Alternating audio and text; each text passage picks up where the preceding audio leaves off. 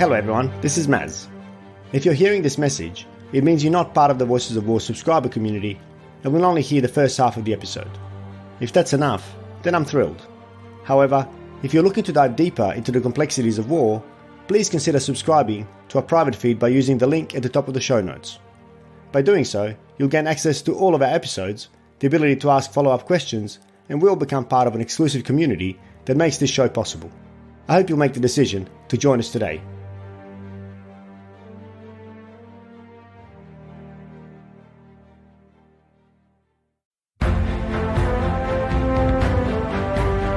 Every single war that we've ever been in, except, you might say, in 1941, when we went to war against Japan to defend Australia itself. Now, in every other war that we have been involved in, going right back to before 1901, I might say, we have been there as a result of our British allies being at war, or as a result of our American allies wanting us to join them in one.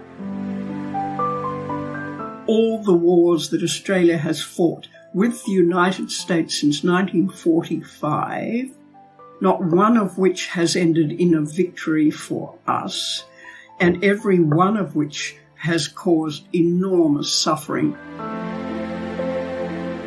We are making ourselves a forward base for the United States and hence a target for attack.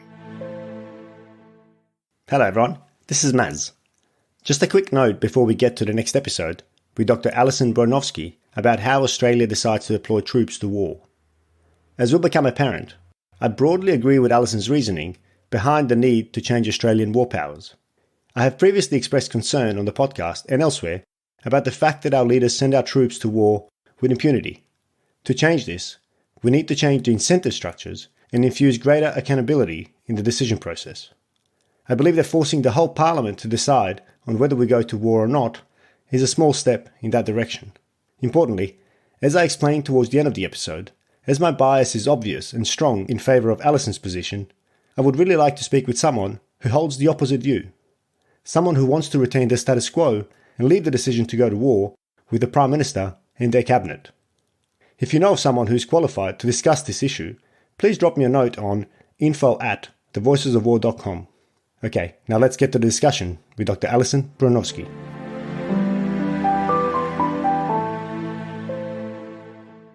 My guest today is Dr. Alison Broinowski, who is an Australian academic, journalist, writer, and a former Australian diplomat. She has published several books, many of which explore how narratives surrounding war can shape identity, foreign relations, trade, and the future of a nation. Since her retirement from public service, Alison has taught at the Australian National University, Macquarie University, and Wollongong University. She is also the president of Australians for War Powers Reform. She joins me today to discuss the ongoing debate about how Australia deploys its troops, how this compares to other democracies, and what we can expect from the currently ongoing parliamentary inquiry into these questions. Alison, thank you very much for joining me on The Voices of War. Good morning, it's a pleasure. So before we dive into the topic of war powers, I think it's worth learning a little more about you. And given everything you've done in your career, how do you describe what you do and how did it all start? Well, that's a long story, isn't it? I joined the Department of what was then External Affairs in the dim dark ages in 1962, can you believe, before any of your listeners were born, no doubt. It's only yesterday, really. And together with my husband, who was also a diplomat, some of the time together and some of the time not, we went to all sorts of countries. Mostly we concentrated on Asia, and going twice for me to Japan really changed my life. I learnt Japanese and got into that in a big way. I did a few other things, Burma, Iran, Philippines. My husband was in Seoul for the Seoul Olympics. I was there for a year. Then I went to Jordan and Sharjah. Then I went to the UN in New York. And all of that sort of stuff. And most of the time, I was being, doing my best to represent Australia and do whatever it was that the Australian government wanted. Well, when I came back in 1996, I realised under a Howard government that I really wasn't going to be a very useful person to have in the Foreign Service, because I could see after the Pauline Hanson episode and all of that, that his approach to the Asian region that I had spent most of my life concentrating on was counterproductive and was taking us backwards to what we had hoped we'd left behind in the past. So I resigned. That's interesting. And I went to ANU, and by the age of 60, I got myself a PhD, which in Asian studies, which it kept me going on the Asian kick for quite a long time, which remains my main focus, I have to say. And that's one of the reasons, too, why I am doing what I do now, because I see no reason for Australia to be planning a war in our region against any of our regional neighbours. And I think such an idea is totally misguided. And I'm very disappointed that it hasn't died with the last government, together with their lack of interest in Asia, because now we have an Asian origin foreign minister who understands the countries in the region, has done very well there, but she can't get past this defense business and these preparations for war against China, which are so irrational and so misguided. That's partly what has led me to where I am. However, a few years ago, in fact, 12 years ago, I joined a new movement called, it was then called CIWI, Campaign for an Iraq War Inquiry, which we never got. And then it became Australians for War Powers Reform, so a broader agenda, not just an inquiry into how we went to war in Iraq, which was certainly still necessary, but a campaign to ensure that if a future government proposed a war, that the way we decided on that would be different from what had been done in the past, and we can discuss that. Absolutely. Then the president of that was Paul Barrett, who was a former Secretary of the Department of Defence. And 2 years ago, to our great grief, he died, and I had been vice president of the outfit, and I was sort of forced into the chair, for which I was not nearly as well qualified as Paul, and I've been there ever since. So that's what we're doing. And we can talk about the current inquiry, and we can talk about where that goes. Wonderful. There are so many interesting threads to unpack from what you just said. And as I said to you at the start, before we started recording, it won't come as a surprise to my audience at all that I'm speaking with you today, because I've been, in fact, on the record, rather critical of our decisions to go to many of our wars, especially with the way we go to war with our leaders effectively sending us to war with near impunity. And as a serving member, as a uniformed member, that concerns me slightly. But before we get to that, I do want to just pick up on one of the first points you made, and that's that there was a change during the Howard government. So when you, I guess, retired in 96. What do you mean by change? What was different? And also, how do you explain that? What motivated that change? Well, one thing I was doing on and off from being a diplomat was writing books, which is what I'd always thought I was going to do when I left university. And in 1991, I wrote a book called The Yellow Lady, Australian Impressions of Asia. And that came out just at the time when Paul Keating became Prime Minister. And there was a huge, as a result of Keating's ideas, not mine, there was a huge upsurge in enthusiasm and interest in Asian countries. It had already been there to some extent, but Keating really encouraged it and made it something that people could talk about in a knowledgeable way, and the study of Asian countries took off, and my book took off. And it was a great time. And Keating still talks that talk every time he gets an opportunity. And in my view, he's still right. Now, that kept me going for quite a while, and a few more books as well. But in 96, just after Pauline Hanson had started doing her anti-Asia rhetoric, John Howard became Prime Minister, and he went around the region saying, Australia doesn't have to change to be who we are.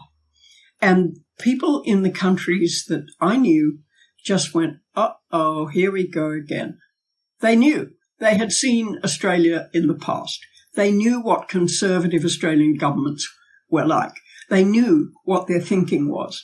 They knew that all the talk that we had been going on with about multiculturalism and how Australia might even be part of Asia, that was the talk. They knew that that was so much, as the Filipinos used to say, palabas, rubbish, in a polite form. Yeah. And they just sort of gave up on us or waited until we got through our current unpleasantness, which took quite a long while for us to do. And even when we did, everything changed in 2001 because of the war on terror. And foreign policy was militarized from there on in Australia and elsewhere. And the militarization, not only of our foreign policy, but of our whole society, has been a creeping phenomenon that most of your readers will have observed, I think. And the laws we have against terror are still there, and they enable all kinds of things to happen that used never to be able to happen. And we are actually, all of us, quite scared underneath of saying or doing things that will get us into trouble with some very wide-ranging security laws. Okay. And so it becomes, the media have been intimidated. They don't dare write the sorts of things they used to.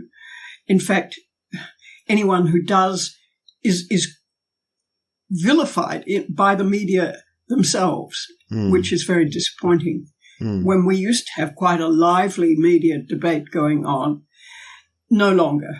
The same people reciting the same junk all the time. And most of it is directed at the support of the American alliance and the support of anything American, no matter what it is. Even during the Trump years, they were happily backing Trump.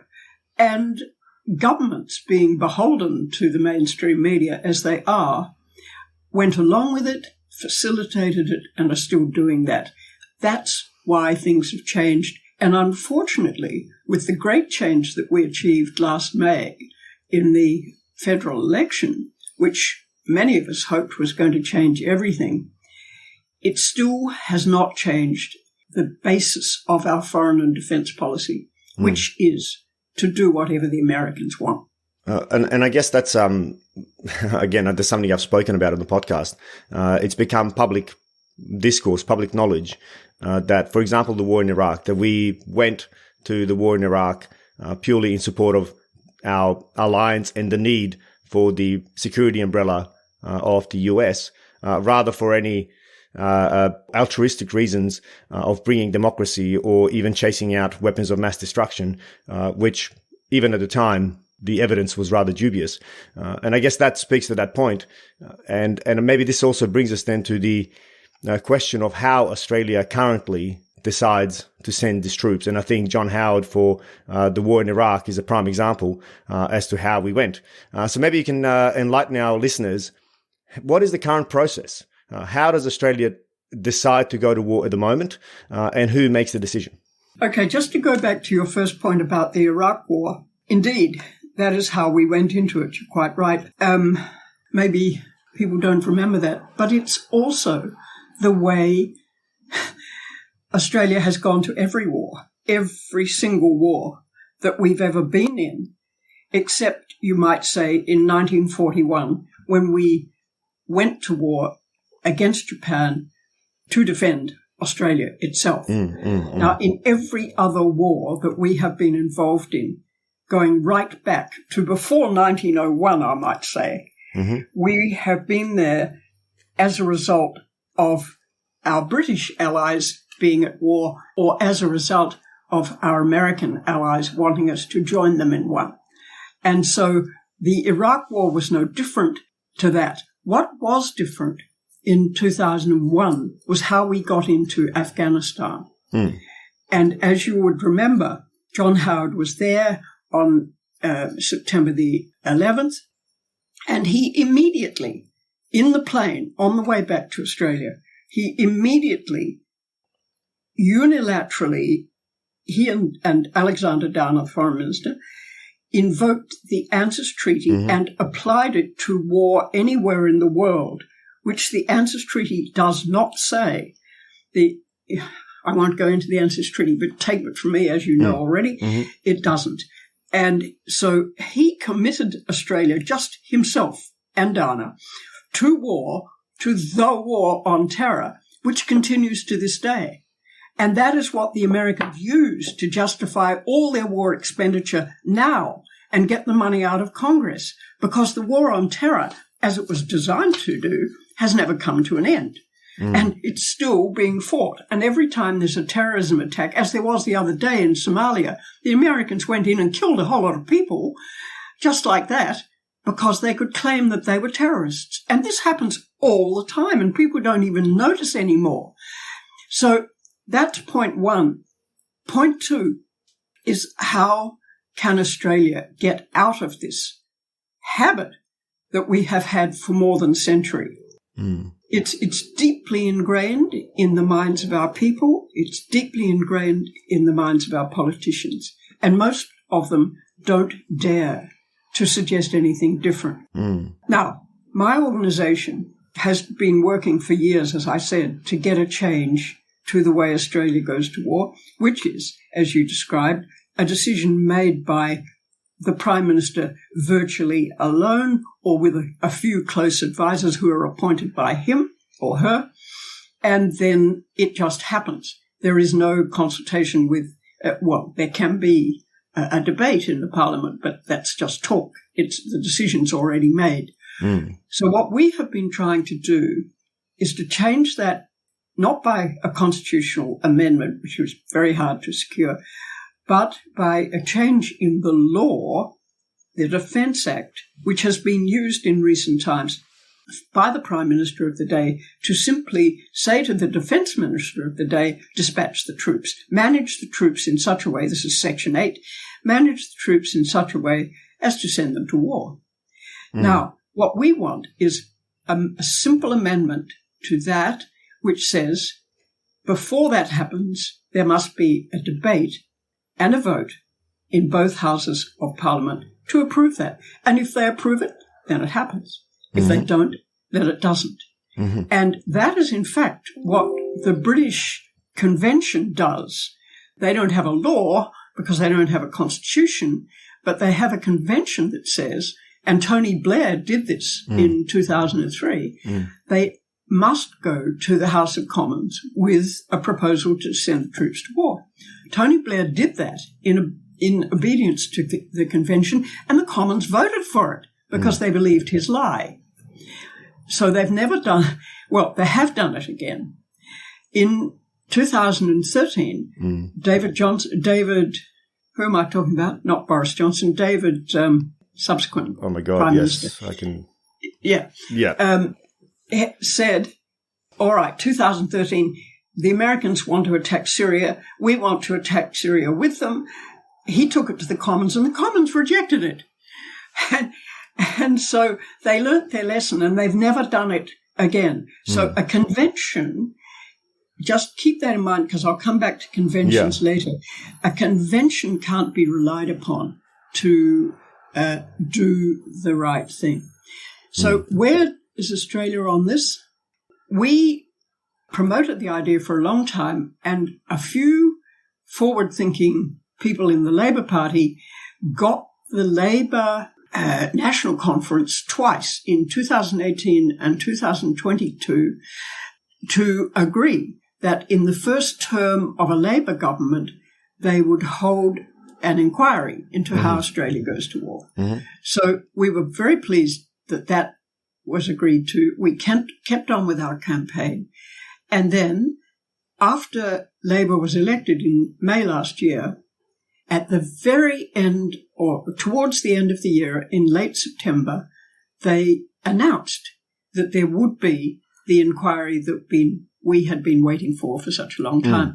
That is now underway, as you said. Yeah, and we'll definitely get to that because I think that's a really interesting point, and also a timely one, because I think we're expecting some results from that inquiry in the coming months. But just to go back, and I think it was David Cameron is who we were both thinking of, and the name just wouldn't come to us. But that's a really good example where Blair used the convention in 2003. And, the House of Commons supported and went again to a war that ultimately proved to be an illegal war against international law and, breaching the just war principles that we so hold dear, which kind of perhaps works against the point you're trying to make, though, isn't it? Because even Parliament, even if we have the debate in Parliament, it was still a wrong decision. It was still misinformed and ultimately proved to be wrong. So how can we, even if we did have the debate in Parliament to whether to go to a war or not, how would that make us any more resilient to wrong reasons for going to war? Only as resilient as the democratic system allows. The people elect their representatives. The representatives sit in the Parliament. They hear the arguments one way or the other, and they decide, and whatever they decide is the result of the democratic process. We don't have anything better. You might say, we need a dictator who will decide the right thing. Well, that might not necessarily be right either. Yeah. So we're stuck with the system that we've got. And to that extent, my organization says we have to accept the results of that. If we argue for a debate and a vote, and the debate and the vote go against what we think is right, well, we back off. But here is the thing.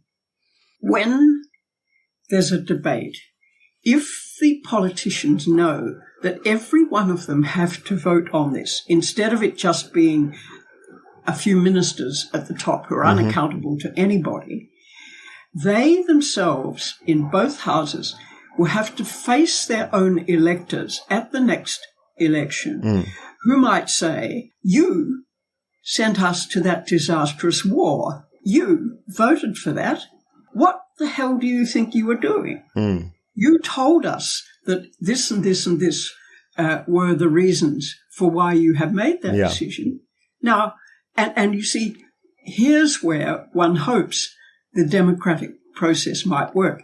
It might concentrate the minds of a number of people who in the Parliament who don't really think much about foreign policy or defence policy, leaving it to the higher ups and saying, oh, that's too complicated for me. I've got enough already to worry about with health, education and welfare and social services and all that sort of stuff, which of course would be much better off if we weren't spending so much money on war. But they would then have to take more of an interest. They would have to inform themselves. They would have to vote. And even if, as some people say, well, they'll just vote the party line, well, they may, but on a matter like that, if the party in government has to rely upon party discipline to get a thing like that through, I would be very surprised if they could do it, because particularly now we have crossbenchers, we have independents, we have a lot of people who are concerned about these matters. I think the result would be different from what we've just been describing. Yeah, okay. That's it strikes me as a really important point, because what I hear you talk about is incentives. It's ultimately putting measures, incentivizing behaviors in the Parliament from the elected officials, or using their own internal incentives of staying in power. So because the voters will judge them on their decisions, rather than that occurring somewhere with impunity and ultimately everybody else in Parliament just washing their hands off. Well, it wasn't my decision. I didn't have a say in it. It was the Prime Minister and the Cabinet that made those decisions. So therefore, I have nothing to answer for. Whereas what you're saying is if the Parliament as a whole, both houses of the Parliament are responsible, then every individual within those houses is ultimately responsible to their electorate. Is that what I'm hearing you say? Yeah, that's right. And the other thing that gives us hope about that is that increasingly from our polling in my organization and others who have done polls about this matter, the overwhelming majority, 80% plus of respondents say, of course, this needs to be changed. We can't go on like this. And particularly people who are watching what's going on and worrying that the next war might not be halfway across the world, but right in our region and right involving us. This is something that they can't afford to just forget about and leave to somebody else to decide. It's too serious for that. And I think that's a really important point, because I think many of us are rather apathetic towards war, because we send our troops forth into, far away lands, and there's very little effect on the everyday Australians on those wars. Very little, apart from the troops, of course, who we send, who come back with all sorts of injuries, whether mental or physical. But it's a very small percentage of the Australian population that has truly felt the wars in Afghanistan, the wars in Iraq, even, our deployments to East Timor, Solomons, etc. Yeah. Well, the next one won't be like that, I can tell you. Yeah. Yeah, and that's certainly a reason why I'm rather vocal about this point as well. Although I do worry, and just to go back to one of those points about whether the parliamentarians or those who we elect will be held accountable both ways when we go to war and when we don't go to war. So, and again, an example, I wonder if you have any figures or any thoughts or any experience or understanding of whether the British parliamentarians paid any price for choosing not to support an intervention in Syria against the Assad regime, because that was the second circumstance you mentioned where Cameron ultimately listened to the House of Commons and chose not to become involved, which of course resulted partially to hundreds of thousands of dead in Syria and millions displaced, etc. Yeah, it's of course, Britain's not the only country we should be comparing ourselves with. But what did happen then? I mean, the first answer to your question is, why didn't the people get rid of the Tories? Well, because they weren't only thinking about war, that's why. Because what they were thinking about was Brexit. And Brexit was, in a way, a sort of the same as war thinking. It was finding foreign enemies, saying, we don't want those people over here. Very racist, very xenophobic. And the Tories were, the Conservative voters were right behind the Tory party on that. And they only needed to pull that string and people would jump into line. And so when people vote for a government, they're not just voting the war issue. They're voting broader things. They're voting what they think is going to affect them economically and socially and so on. And that's how they played Brexit. And that's how they got a majority in favour of it. But what happened when Theresa May was Prime Minister, looking at David Cameron, remember I forgot his name, Cameron, looking at what David Cameron had done, she wanted, again, being told by the Americans and the French what was going on in Syria, and it was false, by the way, about them using chemical weapons on their own people. She wanted to do a bombing campaign together with the United States and France in 2018. And she didn't go to the Commons. She said in March that it was an emergency. And so they had to do it. It got put off. It didn't happen until April. And then they bombed these sites, pre-planned, pre-prepared in Syria. what emergency was there for Britain? None. None at all. And so what you have to be very careful about, and people talk about this when we recommend a change in the war powers, they say, well, what do we do in an emergency? And we say, well, the emergency has to be genuine.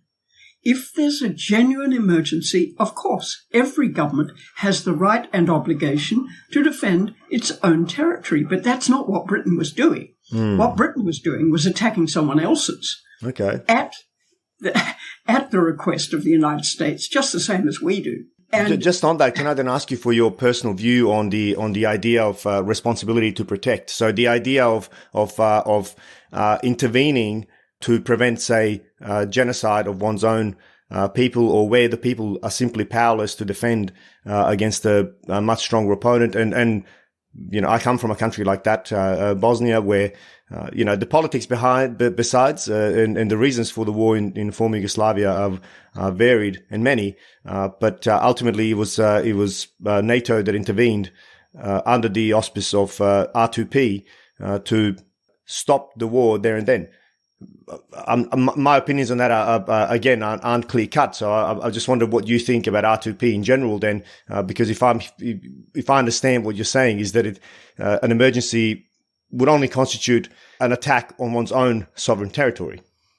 Well, that's what international law says, and international law doesn't cover R2P except to the extent that an R2P intervention has to pass through the UN Security Council, which then makes it legitimate. But I've never been a great supporter of R2P. I greatly respect what Gareth Evans and his colleagues did to get that up. It was idealistically sound. It was humanitarian. It came from the best parts of human nature, if you like. But it's a little bit like prosecuting people for war crimes. It's funny how white males never get prosecuted for war crimes. It's always the others. Yeah. And it's the people who happen to be, as in Bosnia and so on, it happened to be on the opposite side of the ideological fence of the governments who are making these decisions in the Security Council. Because, after all, the UN is not a democratic organization at all. It's the powers that are given to the former five, the nuclear-powered 5 victors of World War II, are enormous. And it doesn't represent the will of the people of the world, who only get each one vote in the General Assembly. And they can pass resolutions that don't change anything. So what I think about R2P is that it was a sort of a good-sounding way for interventions to take place in countries where what was happening was what we didn't like. But we didn't want to go in there and have a war. It was a sort of a stepping stone before war without completing the crossover. And it hasn't worked, quite frankly. Yeah. I mean, I don't mean to be kind of resistant, but I just wonder whether we can use the same argument as the one you said previously about, it's the best we've got at the moment, given the circumstances. I just fear, and I totally empathize with your position, and I'm as dubious about the United Nations, the UN Security Council, and especially the veto powers, because when you're trying to do things on consensus, that can be sideswept by one of the 5 simply through a veto. Well, then you're not really going to achieve anything. But I guess in a way, it's the best we've got, and in the absence of a mechanism to respond as a world to protect those who can't protect themselves, I just feel like we need something. Because if we're not getting the resolutions through the UN and UN Security Council, then what's left? Because ultimately it's people that are suffering, and Syria is a prime example. The Balkans are another. Libya is probably another more recent example. If we, I guess, stand by and don't become actively involved, then what remains? Yeah, I didn't mean to suggest, and I certainly don't believe that we ought not to support the UN and all the good works that it does. Yeah. I was only talking about R2P. And, I mean, I worked at the UN and I have great regard for it while recognising all its faults, which are those, not of the organisation, but of the people involved in it, the countries and the decisions that are made there. The UN, as you say, is our last best hope. Yeah. It's all we have. And if we didn't have it, we would have to reinvent it in some way that wouldn't necessarily be any better, because there would still be people controlling the way a new organisation was formed, just as happened in the first place. The only time you get this kind of movement, international movement, for something as wide-reaching as the UN, is after a catastrophic war. Yes. And that's how we got it after World War II. But even then, the United States wanted to control it and wanted it to do what it wanted and resisted it when it didn't. The United States, our great ally, does not accept the jurisdiction of the International Criminal Court, does not accept the International Court of Justice, does not sign up for numerous conventions that countries put their trust in because they want to run the show their own way. And that's what they do. And unfortunately, Australia, a lot of the time, goes along with them. Now, we have been lately starting to edge out of that a little bit on a few issues like Palestine and climate change and things like that. Not that the US has got a position against climate change, but on certain weapons and so on. Australia has been trying to get back to the kind of agenda that we used to have under Labor governments. But we, as I said before, ever since the War on Terror, we've been really living in the pocket of the Americans, and they expect us to be there. So then in your view, doesn't Australia need, I guess, our alliance to the US and the security umbrella that it provides? I don't know what we need it for. That's a good question. I talk to students. That's a really good question. I mean, that's a very, very good question. I talk to students about this and they say, but how can we possibly manage without the ANZUS alliance? And I say, well, what does it do for us? Oh, I don't know. It protects us. It doesn't, as you know. It doesn't say that at all. It says that both countries, both Australia and the United States, when it was signed, offered up the bare minimum commitment. They didn't offer to protect each other at all. What they offered was to consult with each other in accordance with their constitutional processes. That's all. And it also, in the event of an attack or a threat to either in the Pacific area, not all over the world, as John Howard said. And at the very first article, Article 1, says that it is in accordance with the principles of the United Nations Charter. Now, the United Nations Charter says in its Article 1 that the threat and use of force will be refrained from. And what are we doing? Threatening and using force wherever the Americans tell us to.